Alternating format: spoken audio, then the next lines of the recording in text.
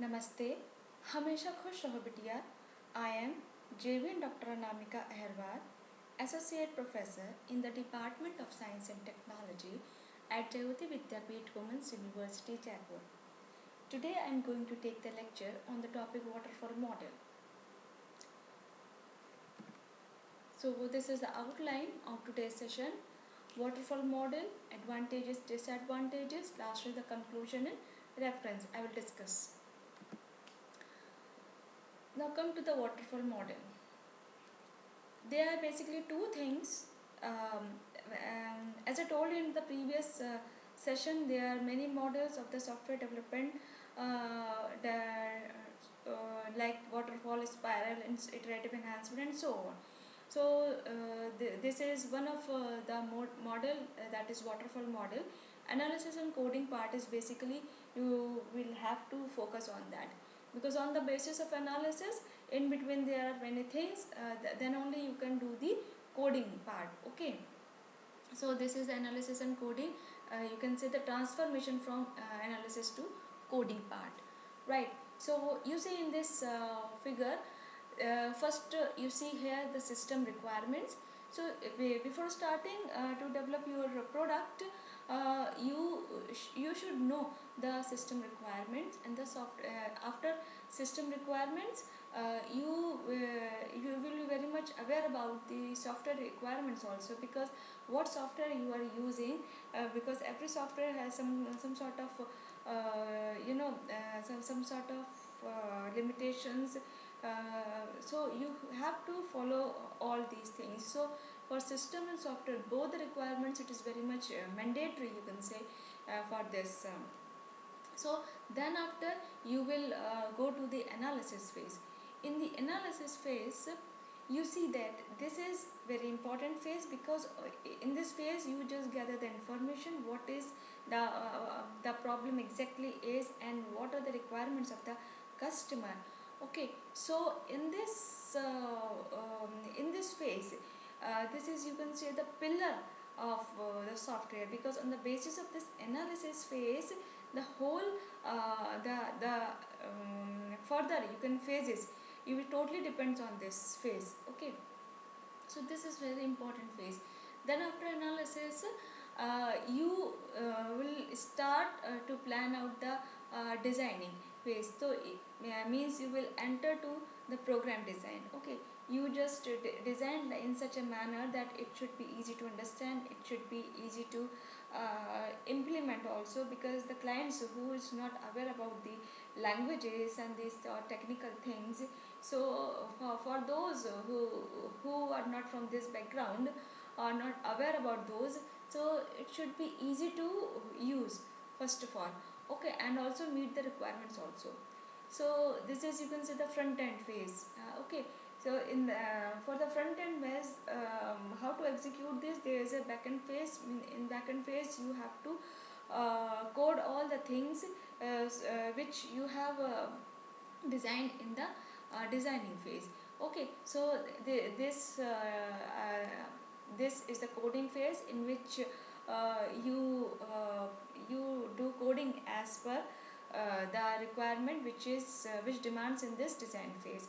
After coding, of course, you need to test whether your program is proper executable or not, it will give the right output or not. Okay, whatever the output you have you have expected, you will get that output or not. Then after testing, there are some operations which you need to do, because sometimes there are, if you are running that same program many times, there is a problem, so it might be possible there are some bug arises. So before this, you need to apply some type of operations after testing. So this is, you can see, the whole cycle you have to follow in this waterfall model. Okay, so for each phase, waterfall means starting from top to bottom, then bottom to top, means there is a cycle. Okay, you can see here, this we will transfer to this, then this, then this, and here lastly, then again we revert back to this, because in every phase, as I told you that output and outcome are two different things. Okay, in this there is input which for which you use that input for these following phases, and after getting the final output, so this output is the input of the again next means next starting phase. Okay, means it will behave like the input. So these small outputs or are or you can say can be called as a outcomes. Okay, because that is not the final output. Okay, so so for this waterfall model you have a full from starting to end you have a full plan how to work out this software, okay, which you developed. So planning is most important in this waterfall model, because if you are not planned, then because every phase you have to follow this whole cycle. Okay, means system requirement to operations. So this is a cycle which is repeated to the every phase. This is the input, then this is the output. You can say this is the outcome, and this outcome is the input of this one. So this cycle is again and again repeated. Okay, so here you see that this testing, if there is some type of bug, so again what we go to the designing phase, not coding phase, because in the design phase we see that from where where we will get the problem actually. So they will rectify that problem, and there will some if required there might be some changes in the designing phase. Okay, and if there is a problem in designing phase, then it will revert back to the software requirement, because we see that what basically the requirements we see, if there is some changes required, then okay fine, will do and change the requirements also. So this is the problem where we rectify and go to the previous phase, so that we can rectify and resolve the issue.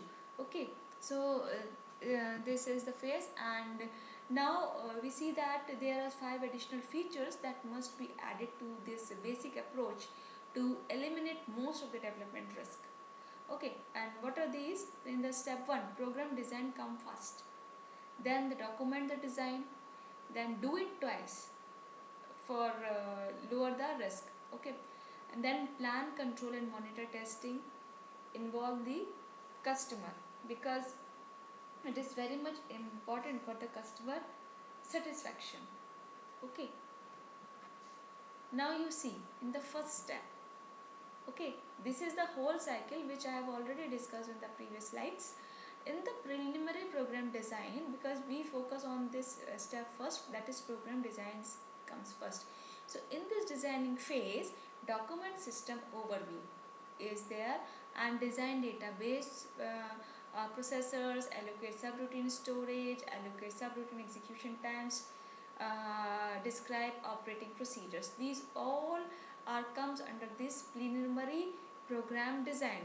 Okay, so you need to be alert about, or you can say cautious about this phase. Then the step 2, that is the document the design. In the document design you see here that in the software requirement, document number 1 means you have to document it for the requirements, and the preliminary you have to prepare this document also. Then if we are talking about the program design, then you need to document the plan. Okay, what you want to do in this in this software, and in this you need to design different what are the things you are uses, like objects, functions and all these things, and design things and so on. Means totally you can say that what are the things which are using in this design phase, you should be prepare all the documents of this design phase. Then if you are talking about the coding phase, then you need to prepare this the document also of this coding and testing.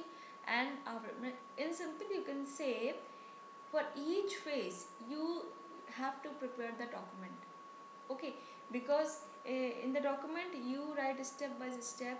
So it will be easy for you ki step 1 is okay, step 2 is okay. So this is, there is a flow through which you can follow this. So documentation is important, okay. In the third step, do it twice. Do it twice means I am talking about the documentation phase. So first for about these all the phases, okay fine, you just do it all, go through all these phases, but again you need to go through all those phases again, because as I said in this step, do it twice for lowering the risk, okay. So do it again, preliminary phase and usage, like all these phases you need to just cross check it whether the system is going properly or not.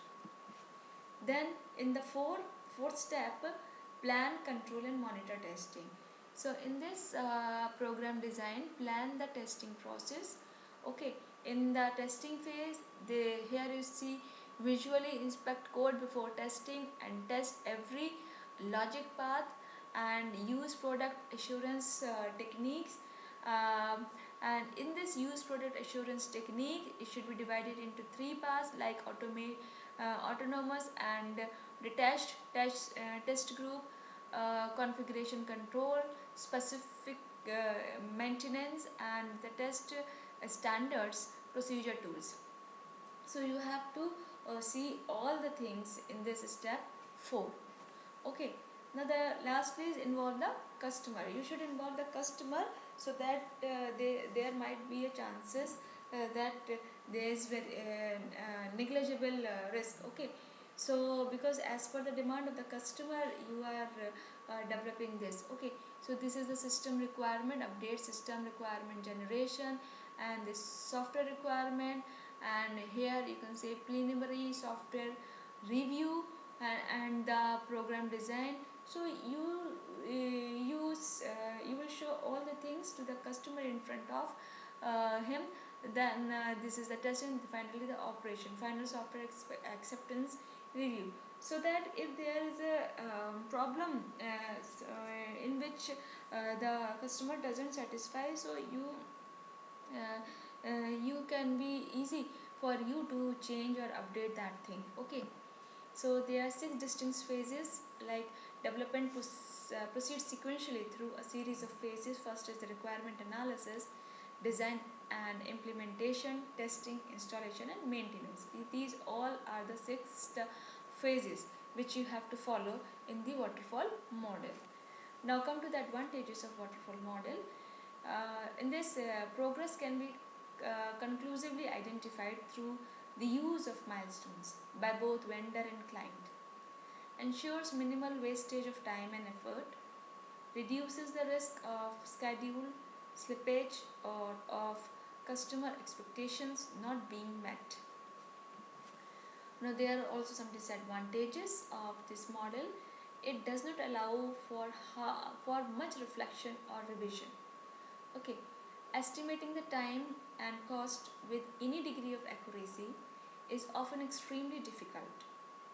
In this, customers don't really know what they want upfront.